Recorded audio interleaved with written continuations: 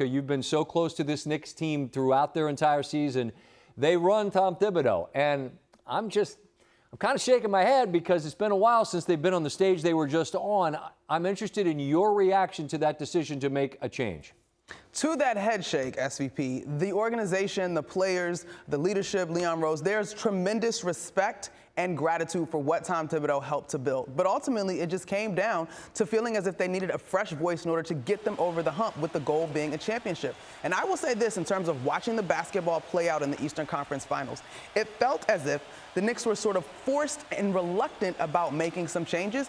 And I just think, SVP, you've covered the league for forever. In 2025, there is a creativity and innovation, a free-flowing nature to offense in the NBA that I just don't know was given an opportunity to succeed under head coach Tom Thibodeau. But again, he has been tremendous in laying a foundation. The organization is as attractive as they have ever been in terms of people wanting to come and compete in the orange and blue and have a chance to win a championship.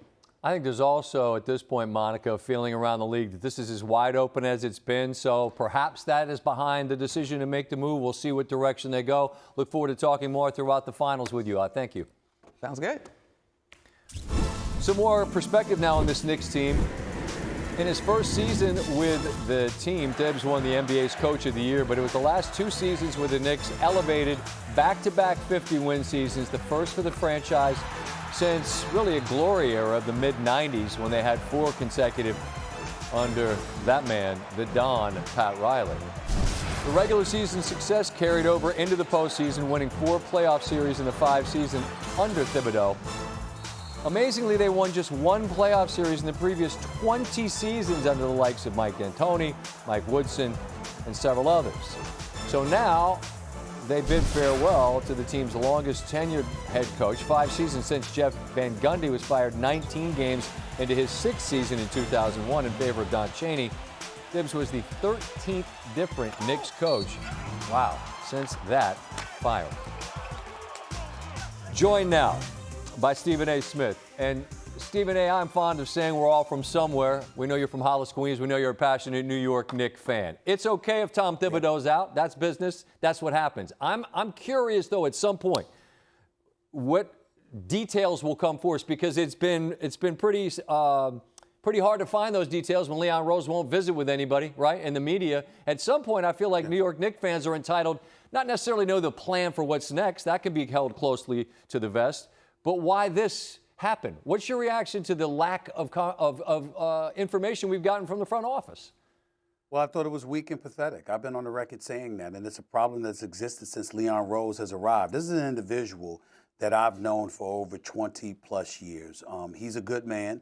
He's obviously done a good job with the New York Knicks, but his stewardship over the franchise, while that has been a vast improvement compared to what his predecessors have done, his communication in terms of accountability and really talking to the people of New York, the New York fan base, has been nothing short of pathetic. And as far as I'm concerned, I think the NBA should issue fines for stuff like this. There's no excuse for it.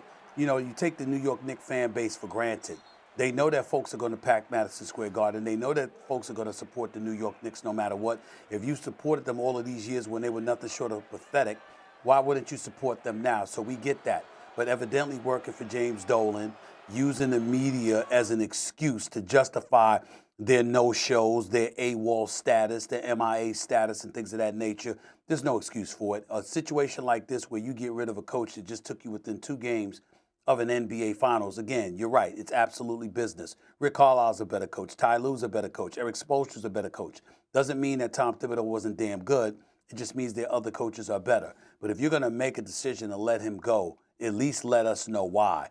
But Leon Rose, this is what it's been typical for him to do this, because it's always typical of James Dolan to do this. Do what they want behind closed doors. Don't give any rhyme or reason as to why they did it. Give weak, pathetic statements that say absolutely nothing, and they don't worry about it because they know the New York Knicks fan base is going to support them no matter what. It's a damn shame, but it's reality. I've always looked at it this way, Stephen. Business is business, in any business. And if you want to run a coach who got them closer than they've been in a long time to the finals, so be it. But in my opinion, you better have an idea of who's going to be better.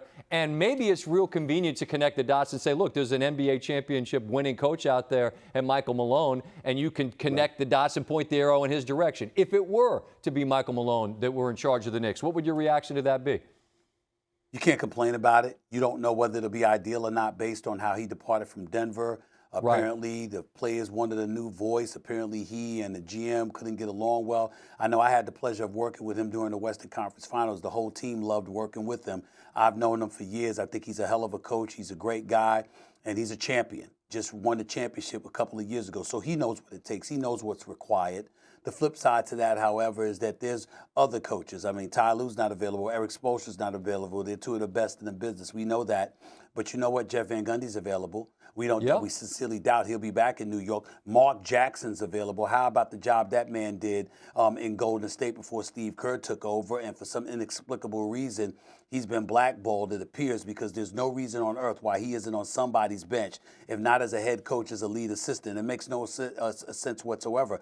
And then I think about the name Rick Brunson, the father of Jalen Brunson, who has a great relationship in terms of communicating with players and understanding what their needs are, what the requirements are, has the ability to hold them accountable, et cetera, et cetera. So those are names that come to my mind. Any of those coaches will suffice in my estimation, but it still won't justify the absence of an explanation that the New York Knicks, cowardice,ly I might add, has failed to provide. It's really, really weak on their part that they haven't given New York Knicks fans everywhere an explanation for why they would make such a decision.